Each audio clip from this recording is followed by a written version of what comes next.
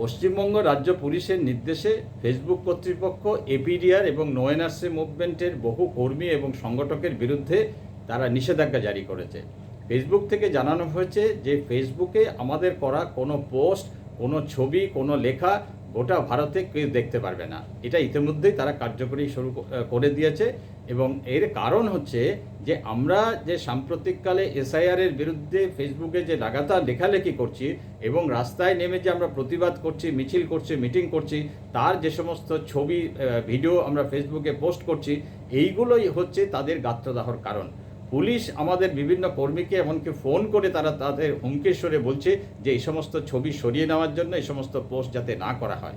আমরা আশ্চর্য হয়ে যাচ্ছি যে এই যে তৃণমূল এবং রাজ্য সরকারের এই যে দ্বিচারিতা, যে একদিকে খোদ রাজ্যের মুখ্যমন্ত্রী মমতা বন্দ্যোপাধ্যায় বলছেন যে তিনি এসআইআরের বিরুদ্ধে, এসআইআর হচ্ছে এনআরসি, তিনি ঠিকই বলেছেন এসআইআর হচ্ছে এনআরসি। সেই একই কথা যখন আমরা রাস্তায় দাঁড়িয়ে বলছি, আমরা যখন মানুষের কাছে যাচ্ছি, মানুষকে বোঝাচ্ছি যে এসআইআর হচ্ছে এনআরসি, তার বিরুদ্ধে প্রতিবাদ করা উচিত, এসআইআর বাতিল করা উচিত, তখন তিনি আমাদের উপর এই পুলিশ দিয়ে এই ধরনের নিষেধাজ্ঞা জারি করাচ্ছেন। এটা অত্যন্ত উদ্বেগের ব্যাপার। এই দ্বিচারিতার বিরুদ্ধে আসলে আমরা ফেসবুকে লেখালেখি করছিলাম, কারণ রাজনৈতিক দলগুলো, তারা প্রত্যেকটা রাজনৈতিক দল, কি তৃণমূল, কি কংগ্রেস, কি সিপিএম, প্রত্যেকে তারা মুখে বলছে বিরোধিতার কথা, অথচ কার্যক্ষেত্রে সম্পূর্ণ সহযোগিতা তারা করছে যাতে এসআইআরটা হয়। এবং এই বিজেপির সঙ্গে কার্যক্ষেত্রে তাদের কোনো তফাতে আমরা দেখতে পাচ্ছি না এসআইআরের প্রশ্নে। তাই আমরা সেই সমস্ত দ্বিচারিতার প্রশ্ন এবং একই সঙ্গে আমাদের আন্দোলনের কথা আমরা ফেসবুকে লিখছিলাম, তাই পুলিশ দিয়ে আজকে আমাদের এই কণ্ঠরোধ করা হচ্ছে।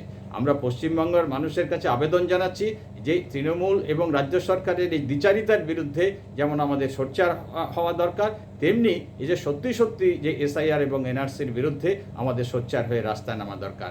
আমরা ভারতবর্ষের যে সংবিধান, সেই সংবিধানের যে 19 নম্বর ধারা অনুযায়ী আমাদের এই মত প্রকাশের ধারার অধিকারের উপরে আক্রমণ, এর বিরুদ্ধে কথা বলতে আপনাদের অনুরোধ করছি।